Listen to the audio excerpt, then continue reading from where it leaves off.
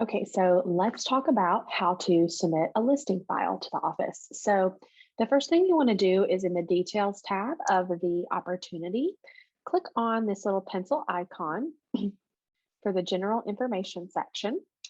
And you want to make sure your opportunity phase is in active right here. So anything that's in cultivate and appointment, we actually cannot see at the office. When we go into our side, we can see anything active or above. And so if you are submitting a listing file, then it's an active listing. So you want to make sure that that is at least in active. And then if you had to change it, go ahead and click save. The next thing you want to do is go ahead up here in the top left and select from listings. So if you've already got this in the MLS, then you should be able to click on that, and this connects with KWLS. And so when it shows only my listings, you should be able to see it in this list, and you can search for it. If maybe you just submitted it or you haven't made it live in the MLS yet, but you're just going ahead and submitting the documents and you're about to make it live, of course, you won't see that here. So I'll show you where you can enter the address instead.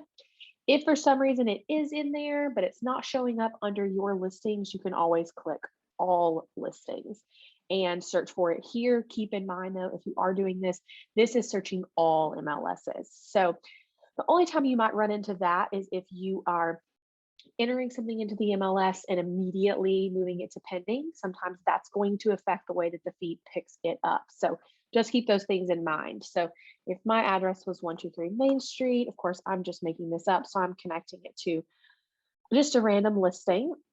So we'll use this one, use select, and then you see now it has the address here. You'll notice it also put it here in this property section. Now, this property section is where you can enter the address for the listing if for some reason it's not populating up there in the top left. So what you'll do is you'll click the pencil icon and you would just come here. So say mine specifically, I want to make it 123 Main Street in Cleveland. So that wasn't the actual listing.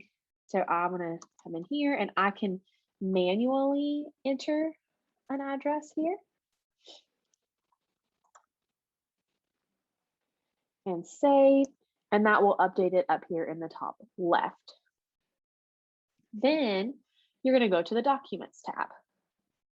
If you haven't already selected a checklist over here on the left where you see that mine says TN Res Listing with the drop-down menu, you'll need to select a checklist here. So you'll click on this and you will see all the different types of checklists. So you just want to choose the one that corresponds with the type of listing that you're going to be submitting. So if it's just a standard residential, it will be this first one. If it's new construction, lot/land, or pre-1978, that just adds the placeholder for lead-based paint disclosure. So you'll want to select that. You want to choose the correct one from the beginning, because if you try to change it after you have already submitted documents with it or added anything, then it's going to reset it. So just to save yourself some trouble on that, try to choose the correct one from the beginning. So I'll click on that. So here on the left side, we're talking about a listing right now. So the 3 folders you'll see are listed, under contract, and closed. So we are just doing the listing. It's not under contract yet. So over here, you're going to click listed. And then over on the right, you're going to choose where you're attaching the files from. So typically they're going to be attached from DocuSign.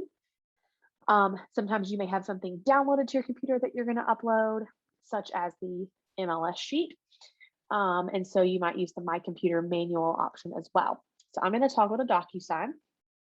This is connected to your DocuSign room. So we have the checklist here, and on the right, we're going to go down the list and select the items. So one thing I want you to keep in mind, specifically for the checklist, you will need to click these 3 dots in the top right and choose Include DocuSign Forms, just so you can grab that checklist. And that's only because it filters out and to make selecting the signed documents easier, but because the checklist isn't something that anybody signs, that will prevent you from seeing it without checking that box. So I'm going to click this drop down menu and I'm going to just type checklist. So there is my residential listing file checklist.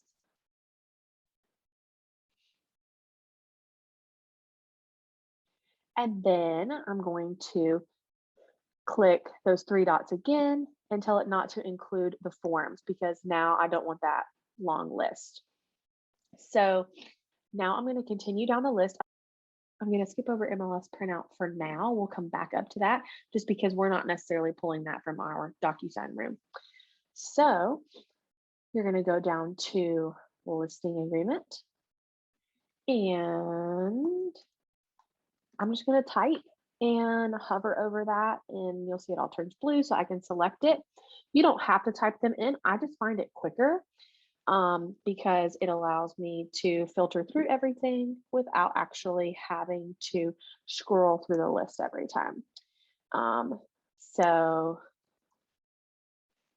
let's see, how is that one named in here?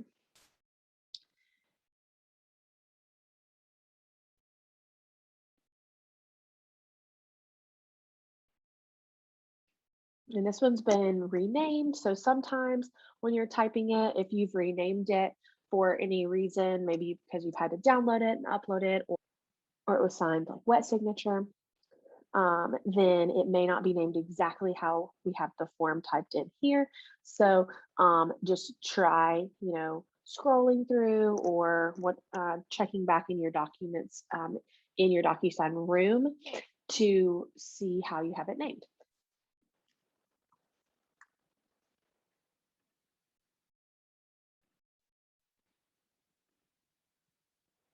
So I'm just continuing down here. So the more you do this, the more comfortable you get with it, and it goes pretty quickly. So if you've requested a lockbox for this listing, then you will have a lockbox signed sheet in your DocuSign room, or you should. I do have a separate video that's how to request those. If you need that, it is also on my YouTube channel. So your MLS printout, that may be something that is just downloaded on your computer. And so you might switch over from attached files from DocuSign to My Computer Manual and then just drag that file here. So you can go into Navica to save the MLS sheet. So if you're not sure how to do that, I will show that really quickly here too. So I'm just going to sign into Navica. This is how to save it as a PDF. I know I do get questions about this, so thought I would go ahead and include it in the video. I'm just going to choose a random listing from the market activity over here, but of course I want you to pull up the listing that this actually applies to. So here's one. I'm going to click to open it up. So when you're at this page, all you need to do is click this print button in the top right, and then depending on what web browser or anything you're in, you'll have options to save it as a PDF. So here in Google Chrome, I have save as PDF right here. If that's not showing up, you can click see more and find it here. It'll default typically to the last thing that you selected. And then I'm going to save. It's going to put it in my downloads folder.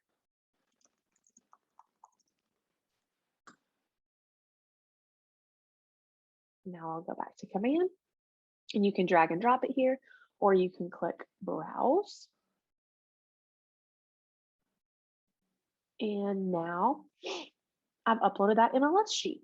So after you have done all that, all you're going to do is click the submit to Market Center button here to submit that for review. So you'll click submit again here, and then that will submit it for review. Now I'm just going to click the X just to show you a couple other things.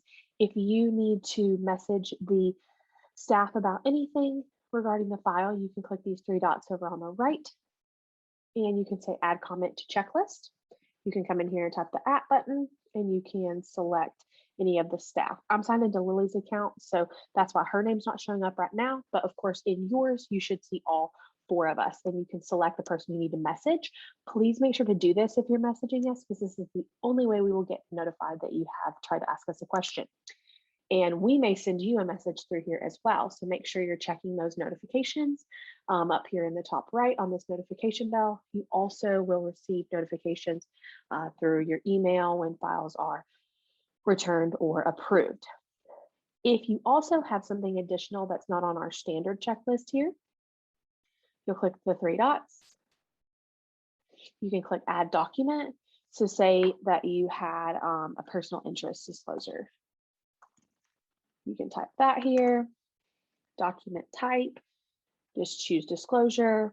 If ever something doesn't apply that's in this list, you can continue to scroll down and just choose other. And then you can upload that manually if it's on your computer or if it's in DocuSign, just choose where it's from and you can add it and save it. So I'll just use this document here as an example to show you what it looks like. When I save, it'll just put it down here at the bottom of the checklist and say additional documents. So